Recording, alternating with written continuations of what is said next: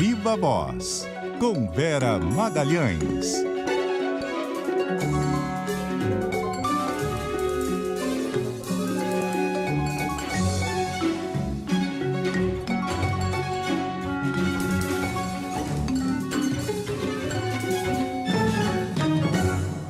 É isso, 7 horas e 3 minutos. Hoje o Viva Voz com Vera Magalhães fora do horário normal, porque talvez ela nem saiba, mas vocês ouvintes sabem porque neste horário, até porque a gente ouviu ela conversando com a Simone Tebet um pouco mais cedo, enquanto vocês gravavam o podcast. A gente soltou um trechinho aqui, exatamente na hora em que teve uma pergunta sua, falando de alguns recados que ela poderia ter mandado para o ex-presidente Lula, e também na pergunta do Andreasa, no momento em que ele falava se ela realmente não condicionou nada, se não ofereceu nada. Exatamente nesse trecho foram os pontos que nós exibimos aqui.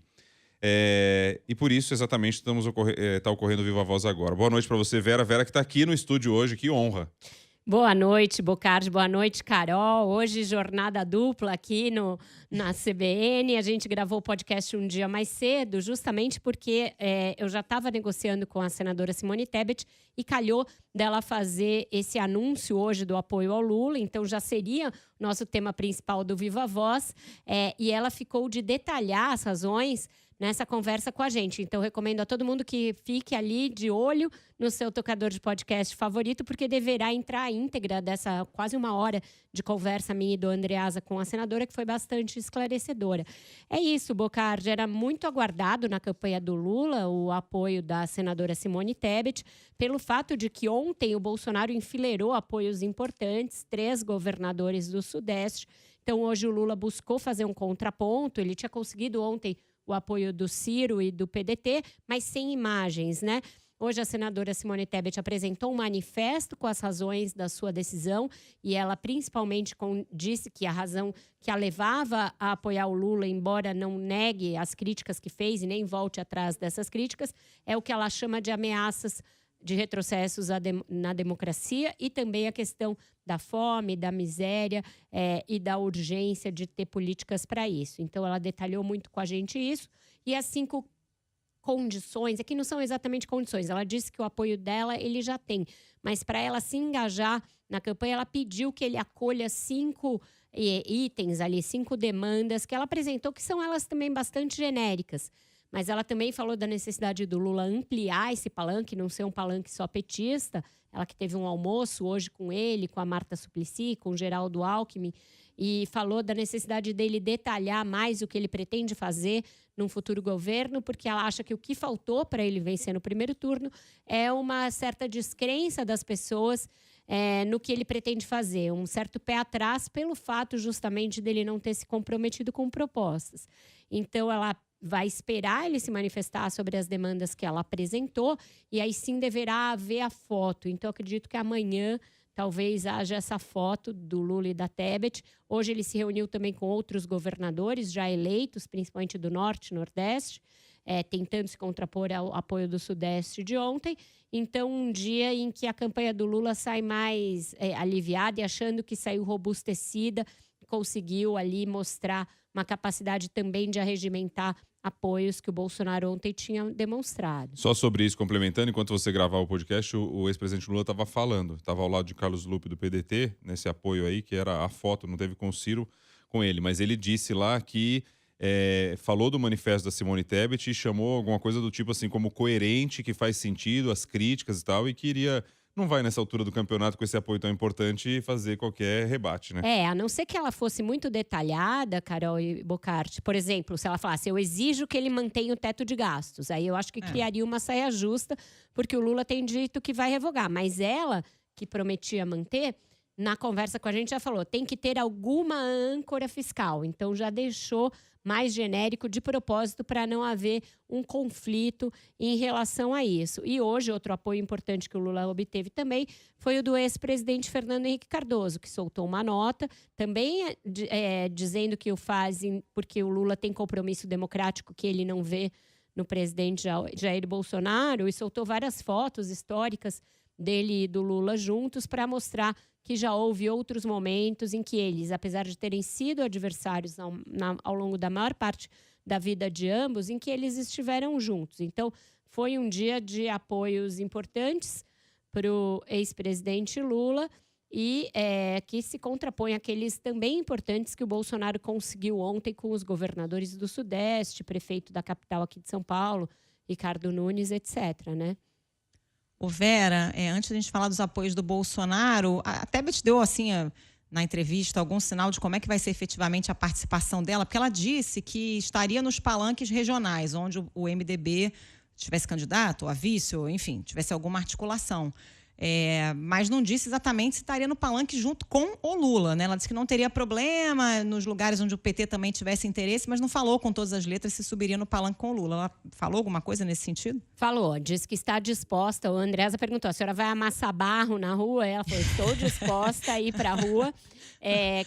Mas deu a entender que, para isso, ela só se sente mais confortável depois de sentir também que existe um compromisso com as demandas que ela apresentou. E quais são, né? O compromisso com a educação, sobretudo a educação básica da primeira infância, e também a criação de uma espécie de um salário que mantenha o jovem na escola, algum tipo de compromisso de equidade de gênero e de raça na composição do governo. Ela falou que não precisa ser paridade, porque ela sabe da dificuldade disso, mas que haja algum compromisso em contemplar a diversidade na equipe. Também a questão de zerar exames e filas de procedimentos na área de saúde foi uma questão que ela apresentou. Essa âncora fiscal, que ela deixou num caráter bastante genérico, e ela também pôs um compromisso com um governo ético. E aí, com isso, ela diz que tenta contemplar a questão da corrupção, que é uma crítica que ela ainda faz. Ela diz que não nega que tenha havido corrupção nos governos do PT, mas ela chegou a dar até uma frase muito forte, dizendo que o orçamento secreto é 1 milhão de vezes pior que Petrolão. Chegou a falar isso. E resolveu o endividamento das famílias também, né? Ela incluiu essa proposta do Ciro. E nisso ela até fez um afago ao Ciro aqui na conversa com a gente. Isso mesmo, Carol. Encaminhando já para apoio de Bolsonaro, mas eu queria contemplar, porque acho importante aqui, essa mensagem que o Paulo envia para a gente. Ele é do Rio de Janeiro. Ele fala assim, lembrando que a Simone Tebet foi a terceira mais votada, né? Numa eleição para presidente, e por isso acho que pode ser considerado o principal apoio aí nesse contexto todo de tantos apoios que a gente vem falando. Afinal de contas, foram pessoas que foram lá e votaram na própria Simone Tebet. Não é um voto, como é que fala? Bolsozema ou um voto que passou pelo governador, teve um caminho, né? Ali um voto direto. Porque ele diz o seguinte, o Paulo, e aí só pra gente deixar isso bem claro, por que discutimos e falamos isso? Ontem não fazia diferença o apoio dos governadores ao Bolsonaro. Hoje é importante para o Lula. Que absurdo a falta de coerência da CBN. Então, assim, só para analisar, e a gente vai falar dos apoios do Bolsonaro hoje. Falou isso que não fazia diferença ontem, não falei isso em nenhum momento. Falei que eram importantíssimos. Mas o da Simone é mais importante ainda do que exatamente por isso, porque é um voto direto ali para presidente mesmo. Assim como o do Ciro, e é um apoio que também novo, recebeu. né, Bocardi? Porque esses governadores que estão apoiando o Bolsonaro, tudo bem, mas assim, era meio previsível, né? O Cláudio Castro é do partido dele. O Zema se elegeu em 2018 já na onda do bolsonarismo, Ibanez igualmente. Então, assim, é apoio novo peronomútil, né? Não, e assim, também, eu lembro de ter falado ontem aqui, se bobear foi eu até que falei, assim, quem garante que a certeza que quem votou no Rodrigo Garcia para o governo do estado de São Paulo vai votar, vai mudar o voto dele lá para o Bolsonaro? Quer dizer, é um caminho, é um percurso a ser percorrido, entendeu? Não é uma coisa direta. O que eu estou dizendo é que o fato de Simone Tebet é algo direto. Tem esse componente, e a gente perguntou também sobre a diferença. Eu perguntei desses apoios, porque eu acho que os apoios ao presidente, os de ontem, são importantes porque eles envolvem máquina. E eu falei isso aqui ontem, portanto, o nosso ouvinte acho que não ouviu o Viva Voz de ontem. Eles são importantes porque envolvem máquina e a possibilidade de as máquinas trabalharem para o Bolsonaro. E aí eu questionei ela sobre isso, e o que ela disse foi que ela não acha que isso faça o eleitor mudar de ideia. Que vai ser muito um voto, né, de acordo com o que o eleitor acha que é o melhor para o Brasil. E aí ela disse que, inclusive, ela também não acha que ela tem o potencial de transferir todos os votos para o Bolsonaro. Ela acha que ela tem eleitores que vão preferir um caminho ou outro, mas que é importante ela indicar o que ela vai fazer para aqueles que a seguiram no primeiro turno, que gostaram das propostas dela e que aí podem ver uma coerência no que ela está fazendo e, eventualmente, votar no ex-presidente Lula. Então, a gente sabe que esse balé dos apoios tem muito isso. Você se identifica com uma pessoa ou com outra e aí você vota nesse ou naquele candidato. Mas não necessariamente quem votou nela ou quem votou no Rodrigo Garcia ou quem votou no Zema vai fazer uma escolha por este ou aquele candidato. Então, ela acha que o que vai ser mais importante para definir a vitória do ex-presidente Lula, na qual ela disse acreditar, será ele justamente detalhar o que quer fazer para o futuro. Que ela acha que ele está muito se fiando no fato de que, meu governo fez isso, meu governo fez aquilo. Os governos dele ocorreram há muitos anos. O primeiro governo começou há quase 20 anos. O mundo mudou muito, o Brasil mudou muito. E ela acha que tem de haver mais compromissos. Então, nem ela se arvora um superpoder de definir a eleição. E a gente nunca tratou os apoios com essa característica.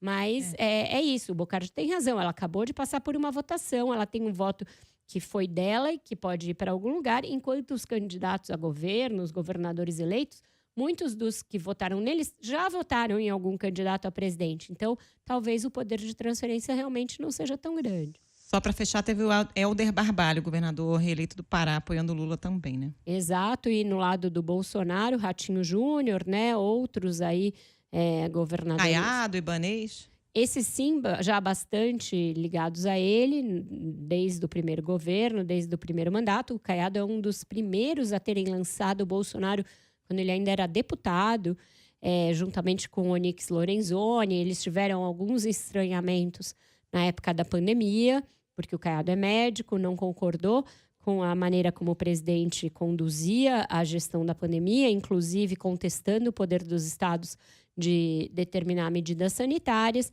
mas é alguém de direita, que sempre se apresentou como de direita, foi candidato, inclusive, lá atrás, na primeira eleição presidencial, era previsível que ele estivesse com Bolsonaro. E Ibanez também, eles já tinham uma aliança no primeiro turno e era previsto, e o Ratinho Júnior da mesma maneira, né? O PSD do Ratinho Júnior é o partido do Gilberto Kassab, que até agora não falou nada em relação ao segundo turno. Que apoia o Tarcísio em São Paulo, né? Apoia o Tarcísio em São Paulo e mas ele era Lula, né? Em Minas era Lula com Calil, então um negócio assim meio bagunçado, né? Ele tá bem ali com um pé em cada canoa, mas o partido dele cresceu. É um partido bastante multifacetado, para ser simpático ali.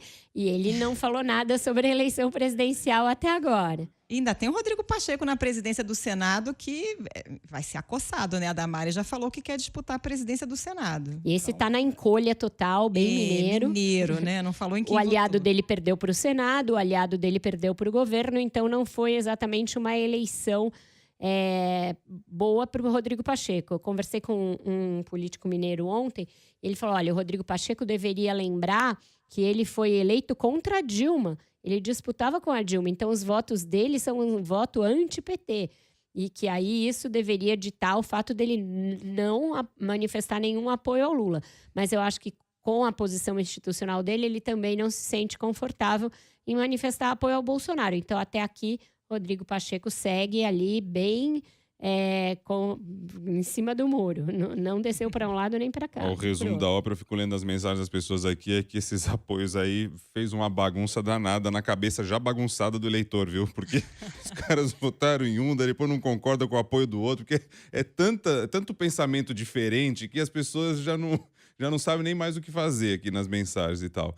E agora é o seguinte, só para passar a bola para o próximo assunto, só registrar aqui uma mensagem simpática do Álvaro, DDD 35. Olha, essa composição, essa chapa, não vai... Quer dizer, a chapa já existe a composição, tá? O que não vai existir é a candidatura. Vera presidente, Carol vice e Bocardi ministro geral. Aí ele bota, tenho certeza que minha marcenaria estaria bem melhor das pernas.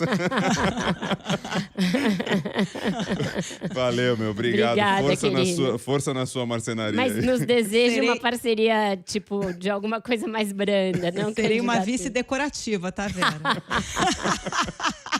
esse tratando de marcenaria. Ô Vera, essa pesquisa IPEC que saiu aí agora pro segundo turno, hein? Pois é, mostrou o ex-presidente Lula com 51% dos votos totais e o presidente Jair Bolsonaro com 43%. Uma distância razoável, lembrando que votos totais. Então, não dá para comparar com esse resultado que todo mundo ficou na cabeça, que é o de votos válidos, 48-43. Não é como se o Bolsonaro não tivesse ganhado nada entre a eleição e essa primeira pesquisa. Ganhou, porque eles estão projetando votos totais. Dito isso, tem ganhos para o presidente em vários segmentos da pesquisa. Ele tem uma situação de empate técnico no Sudeste, que já quase se manifestou, porque ele ganhou em São Paulo, ganhou no Rio, perdeu só em Minas, então um empate técnico aqui na região Sudeste. E na avaliação do seu governo, melhor resultado aí da série histórica desde o início da campanha. A menor distância entre os que avaliam o governo como ruim e péssimo, um indicador que teve queda, portanto uma melhora, e aqueles que o consideram ótimo e bom, que é um indicador que está em ascensão. Então melhora a avaliação do governo Bolsonaro e é muito próxima a situação entre ele e Lula no Sudeste, que eu tenho dito aqui há muito tempo, até uma tecla que eu martelo demais, mas porque ela é realmente importante, é onde vai ser decidida a eleição, né? Agora, a rejeição ao Bolsonaro ainda é muito alta, né, Vera? Apesar dele ter tido esse ganho e tal, 50% ainda dizem que não votariam em Bolsonaro, o que é quase impeditivo, né? Exato, ela segue próxima ao que era no primeiro turno, a gente sabe todos os questionamentos que as pesquisas sofreram, mas a cada dia diferentes atores do processo manifestam a convicção de que não acreditam que houve um erro das pesquisas e que sim, que Bolsonaro foi beneficiado por um voto de quem não queria que a eleição acabasse no primeiro turno, cogitava votar nele no segundo, mas o fez no primeiro para evitar que Lula vencesse no primeiro turno. A própria Simone Tebet, que teve uma pequena desidratação, ela acha que os votos dela e do Ciro cumpriram esse papel, foram para o Bolsonaro, porque havia eleitores deles que simpatizam mais com o Bolsonaro que com o Lula e que preferiram dar esse voto para evitar justamente uma vitória do Lula no primeiro turno. A gente não tem como saber. A gente tem dito aqui muitas vezes, pesquisa, flagra uma fotografia, mas até o eleitor chegar na urna, essa decisão de voto é um movimento. Então, dito tudo isso, os institutos vieram a público, se manifestaram sobre a sua metodologia, reconheceram que talvez haja necessidade de calibragem de alguns indicadores e da metodologia, reconhecem que pode haver aí alguma dificuldade de captar um certo voto que seja mais desconfiado em relação aos institutos de pesquisa. Dito isso, a pesquisa, a gente sabe que ela é feita com critérios paritários, etc. É o primeiro retrato do pós-segundo turno e ainda mostra essa rejeição muito alta do presidente Jair Bolsonaro, que sempre foi o indicador considerado mais complicado para ele e que ele vai tentar conter. Eu acho que ele já mudou um pouco o figurino, né, nesse segundo turno. Não ficou falando de urna, não contestou o resultado, reconheceu que as pessoas têm dificuldade econômica. Eu acho que ele está mirando justamente a diminuição dessa rejeição. Algo mais sobre pesquisa, Carol? Não, acho que é isso, né?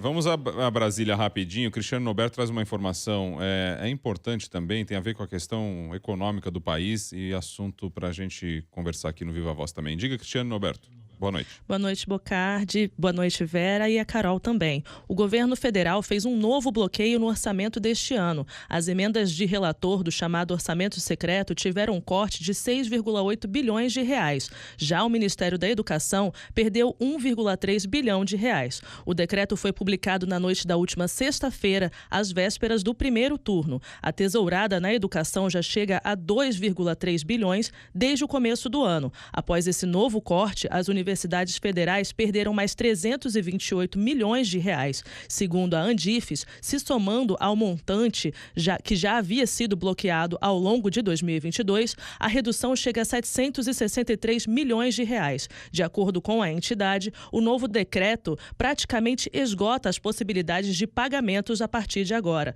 Quanto ao bloqueio das emendas de relator, aquelas que ainda não tenham sido empenhadas serão retiradas do limite deste ano. O corte deve render dor de cabeça aos parlamentares, em especial ao presidente da Câmara dos Deputados, Arthur Lira, que deve concorrer novamente ao posto daqui a 4 meses. As emendas de relator são destinadas por ele e são um instrumento de barganha dentro da Casa Legislativa. Bocardi.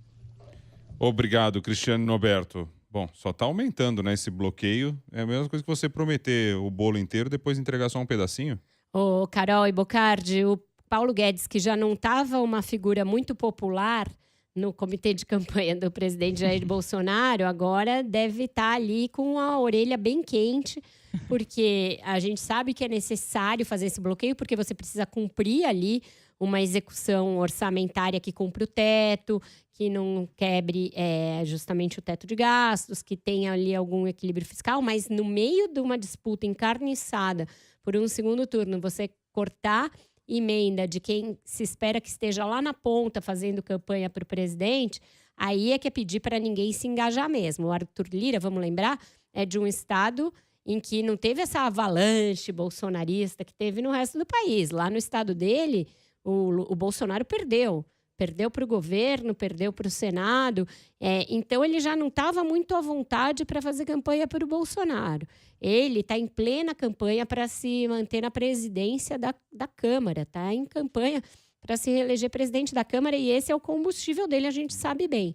Então, esse contingenciamento pode azedar as coisas ali no centrão e fazer com que esse pessoal não se empenhe devidamente pela campanha do presidente Jair Bolsonaro. Então, certamente haverá reclamações do Centrão, sobretudo dos ministros que pilotam esse guichê do Centrão, Ciro Nogueira, Fábio Faria, etc., com o Paulo Guedes, por ter cortado esse dinheiro neste exato momento. O candidato do Lira, lá em Alagoas, passou para o segundo turno, mas está bem atrás do candidato apoiado pelo Renan, né? Então, também a situação não é muito favorável, né, nesse quesito aí, não. É isso. É isso. Agora, vamos ver como é que o Paulo Guedes vai resolver, né? Porque ele cortou emendas de relator, mas ele está cortando em lugares importantes. A gente ouviu a Cristiane falando sobre a situação das universidades. Os reitores estão em desespero, dizendo que não tem dinheiro para pagar mais nada até o fim do ano. O governo se comprometeu para 2023 com uma série de gastos que não estão no orçamento, né? Recompor farmácia popular, manter o Auxílio Brasil em R$600, já quer anunciar para o ano que vem também 13º do Auxílio Brasil para as mulheres. Enfim, tem uma série de gastos que não estão previstos no orçamento. E aí, como é que... Esse ano já não está conseguindo fechar, né? Imagina 23. E isso é uma cobrança que a gente, até da imprensa, e mesmo os aliados e os eleitores fazem muito a campanha do PT, mas está faltando muito na campanha do presidente, sendo que ele está no governo, né? Que é detalhar de onde vem o dinheiro para tudo que ele está prometendo em termos de benesses, principalmente essas sociais. Não está no orçamento que ele mesmo mandou, ou seja, a gente tem ali razões concretas para entender que não passam de promessas que ele não tem como cumprir neste momento, mas mesmo quem o apoia, e até a Tati Vasconcelos falou disso hoje, nesse sentido, ela tem razão. Quem o apoia não está nem cobrando nada disso. E aí, como que o senhor vai cumprir? Como que o senhor vai pagar esse 13º? De onde vem esse dinheiro? Parece um apoio muito mais ideológico e movido pelo antipetismo, que é muito forte ainda e saiu muito forte da urna, a gente acabou vendo isso, falei sobre isso na minha coluna, do que um apoio de pessoas que realmente estão preocupadas em como ele vai apresentar tudo isso. No primeiro turno, a gente viu o Bolsonaro fazendo 2 tipos de campanha, prometendo benesses sociais, muitas delas obtidas de última hora, graças à condescendência do Congresso, e na outra ponta fazendo campanha sobre costumes, falando ali de Deus, família, propriedade, não vamos deixar política de gênero, etc, etc.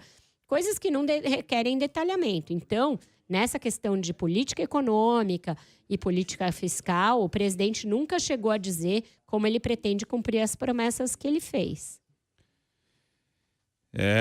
A conta vai chegar. E antes dela chegar, já estão dando um ajeito, dando uma acertada. É a mesma coisa que você vê o pedido, daí você fala, não, peraí, depois que você comeu, você vai lá e pede. Dá pra tirar aqui esse prato aqui, porque não tem como pagar?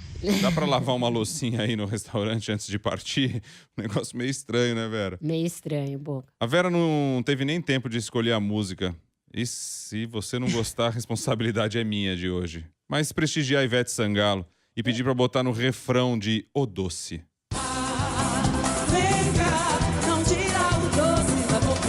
Sua criança, vem cá, não tira o doce da boca. Arthur Lira cantando pro Bolsonaro. Vai lá, segue, Ivete. O Bocardi vem falar de doce a essa hora que a gente tá aqui, Ai, né? que na fome. Não, aula. é o doce que estão tirando Ele tem da um boca. iogurte aqui que ele tá comendo. Ah, a é? gente não. Ó, calma, não invente compromisso. Acho bom parar com isso. Tem alguém que te quer. Não me responsabilize, tudo a ver comigo. Tudo a ver você comigo. Sem você tudo é pequeno, tudo fica mais ou menos. Bolsonaro, não tira o doce da boca do Lira. Ele não gosta. Ele não tá de dieta, que nem a gente.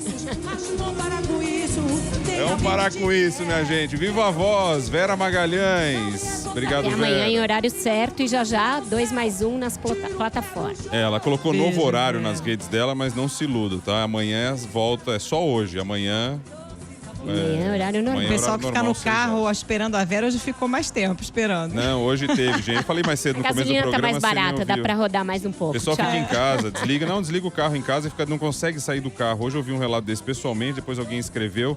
E ainda tinha uma outra mensagem aqui ainda há pouco, que eu até li pra você já, que é o seguinte. Alguém disse que ia ter que atrasar o banho por causa do Viva Voz mais tarde. Economizando água, mas quem fica na garagem desliga o motor pra não ficar queimando combustível, gente. Tchau, até amanhã. Valeu, tchau, beijo.